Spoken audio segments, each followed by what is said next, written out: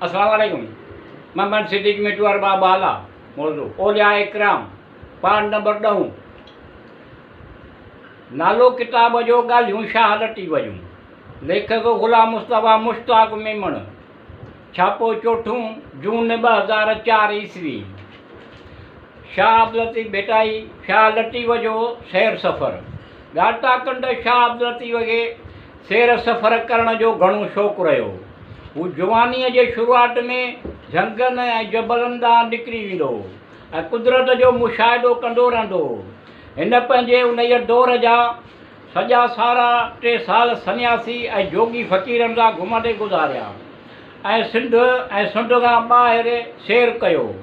Doctor ग़ुलाम नबी सदायो मुख़्तलिफ़ लेखकनि जा हवाला ॾींदे पंहिंजे तहक़ीक़ी किताब शाह जे शाइरीअ में अलामत निगारीअ में लिखे थो त शाह लतीफ़ साईं ॻोठां निकिरी हैदराबाद जो गस वरितो। पहिरीं मंज़िल गंजे टकर ते कयाई जिते सांड सन्यासी फ़क़ीर मिलिया। जोगी या सन्यासी जेके हिंगलाज या लाहौट ला मकान ॾांहुं वेंदा हुआ से अॻु में गंजे टकर ते काले माता जे मंदर में इकट्ठा थींदा हुआ। लतीफ़ साईं उते 12 ॾींहं तरसियो ऐं गेड़ू कपिड़नि जे कफ़नी ठाहे ओढ़ियाई। शाह खे हिंगलाज ऐं लाहौट वञण जी ख़्वाहिश बि हुई। शाह खे हिंगलाज लाहौट वञण जी ख़्वाहिश बि हिते पैदा थी हूंदी। शाह गंजे टकर खां कराची वारो रस्तो इख़्तियार कयो ऐं वाट ते बीबी नाटे जे ज़ियारत जे ख़्यालु करे हिंगलाज रवानो थियो। बीबी नानी जी ज़ियारत जे ख़्यालु करे हिंगलाज रवानो थियो।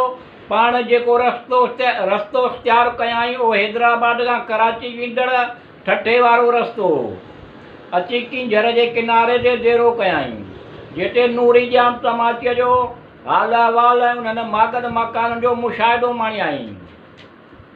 किंझर खां थींदो ठठे में आयो जिते ससी पुनूअ जे पोड़ाए जो हाल हासिलु कयाई।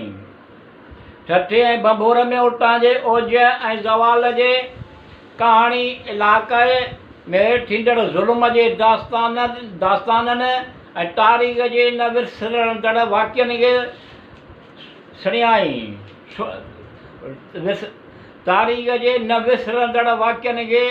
सुणियाई। ठठे खां सवाइ ॿिया बि केतिरा ई नंढा वॾा शहर सिंध इलाइक़े में हुआ जिन खे सफ़र दौरान शाह ॾिठो।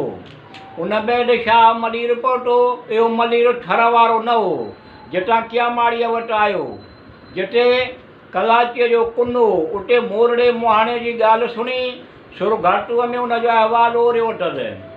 कराची उन वक़्तु अञा कोन हो। कराचीअ जो शहर 1729 ईस्वीअ में वसियो ऐं शाह 23 वरियनि जे ॼमार में सन 1711 धारे कराचीअ खां हिंगलाज वियो। कराचीअ खां हिंगलाज 200 मीलनि जे मुफ़ासिले ते आहे। कराचीअ खां तक़रीबन 17 किलोमीटरनि ते हब नदी आहे जिते शाह पहिरीं मंज़िल कई। हब नदीअ खां विंदुर ॾे वञण लाइ पिरेडी लक ऐं उन खां पोइ खारड़े नाके खां गुज़रणो पवंदो आहे। विंदुर खां अॻु घरो चेले जो ऋण उकुरे सुञ ऐं रुञ खे मुंहुं ॾेई पूरंदे उकरी हाड़े जबल जे ओरियां नंढी अंगोल लंघे हाड़े जे अड़ांगनि पंधनि खे उकरी उन जे परे भर वारे अंगूर नदी खां थींदे शाह लतीफ़ हिंगलाज पहुतो। लतीफ़ साईं हिंगलाज खां पोइ सामीन सां गॾिजी डोरा खां पहुतो। मोहतरम डॉक्टर सदायो वधीक लिखे थो त हिंगलाज खां पोइ लतीफ़ साईं कराचीअ ॾांहुं अधु पंध वापसि वणकार रस्ते लाहौट ताईं आयो। लाहौट ला मकान कराचीअ खां उत्तर ओलह तरफ़ तक़रीबन 125 मीलनि ते बलोचिस्तान जे ज़िले ख़िज़दार जे इलाइक़े सारूना में हिकु बुलंद पहाड़ीअ जे अंदरि वाक़िअ आहे। लाहौट खां 66 किलोमीटर हेठि शाह बिलावल नूरानीअ जी दरगाह आहे। उन दरगाह खां 4 किलोमीटर अॻे ओरे पब जे अंदरि हिकु गार आहे जेका हिकु दालान जी आहे जंहिंखे लाहौट कोठींदा। दालान में गड़ण लाइ हिकु लोह जी ॾाकण ठहियलु आहे। लाहौट वारे दालान जे छित में ॻऊं जे थणनि जियां पहणा आहिनि जिन मां पाणी फुड़ा फुड़ा थी हेठि किरे थो। लतीफ़ साईंअ खे ख़बर हुई त वणकार ते बारिश पवण सां बारान नदीअ जो पाणी ज़ोर शोर सां वहे थो, जंहिं करे कोटड़ी इलाइक़े जा माण्हू उन जे पाणीअ मां मुस्तफ़िद थियनि था। हिन बारान खे खीरथर जबलनि तां तमामु सोढ़ी सूरत में पाणीअ खे पथरनि सां टकराईंदे ॾिठो। डॉक्टर सदायो जे तहक़ीक़ मुताबिक़ ॿेले में पहुचण ते लतीफ़ साईं सपड़ सखीअ जे सखावत जी सराह ॿुधी। सपड़ अहिड़ो त सखी सूर्य हो जो घुरजाओ जे घुरजाऊ जी घुर्ज उन जी सोच खां घणो मथे ऐं तमामु जल्द पूरी करण में अॻरो हूंदो। इंगलैंड जो सफ़र लतीफ़ साईं 2 दफ़ा कयो। ॿिए भेरे उतां मोटंदे हू ठठे वारे रस्ते तां सिंधू नदीअ जे पतन उकिरी डेबल कोट लीलाचंदी सर वारी जूए में लाड़ जे केतिरनि ई हंधनि ते वियो। ठठे में हू केतिरनि ई ॾाहनि ऐं आलमनि सां मिलियो जिन मां मखदूम अहमद मोइन क़ाबिल ज़िक्र आहे। ठठे खां लतीफ़ साईं सिजावल मुग़ल जाटी टहलके ऐं उन बैदि लखपत कच्छ पहुतो। उन्हनि ॾींहंनि में सिंध मां कच्छ वञण लाइ ॿेड़ीअ जी सहूलियत हूंदी हुई। इहा सहूलियत 16 जून 1819 ईस्वीअ वारे धरती धोबण वारे वाक़े ताईं हुई। लखपत खां लतीफ़ साईं माडल या मांडवी खां थींदो धोराका ऐं भोरींदो वियो। धोराका ऐं पोरबंदर वियो।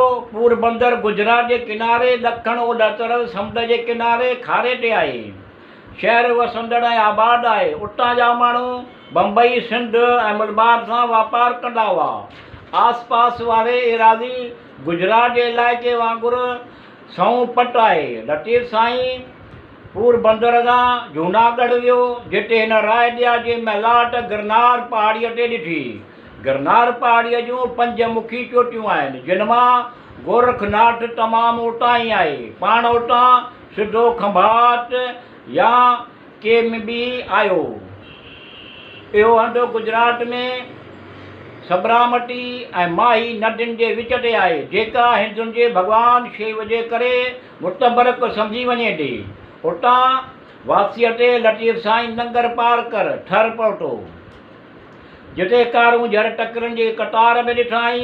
नंगर पार कर खां ॾीपले वारो रस्तो वठी पुराण जो पटण पार करे ॿाहिरि ऐं कच्छ जे विच वारे ठर में वियो थो ॾिसिजे।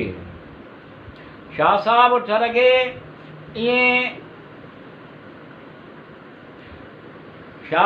ठर खे टिनि हिसनि में विरायो आहे। हिकु खाड़, ॿियो ढट, टियों ॿाहिर।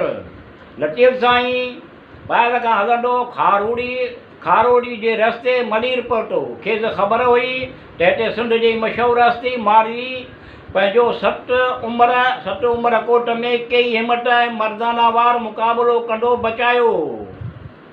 भरिसां मुमल माड़ी लंडाणू ॾिठाई। उतां लतीफ़ साईं वापसि वेड़ी झप खां ॾीपले ऐं रमकी पारां मां थींदो पराण जो पटन उकरी सिंध वापसि आयो। गंज शाह जो रिसालो क़दीम सूरत तख़्तीअ में आगाटी सुटली क़दीम सूरत तख़्तीअ में आणींदड़ फ़क़ीर सैयद अब्दुल अज़ीम शाह अब्दुल भिटाई बिरशाह सकावती मरकज़ बिरशाह हैदराबाद 1995 ईस्वी 1416 हिजरी।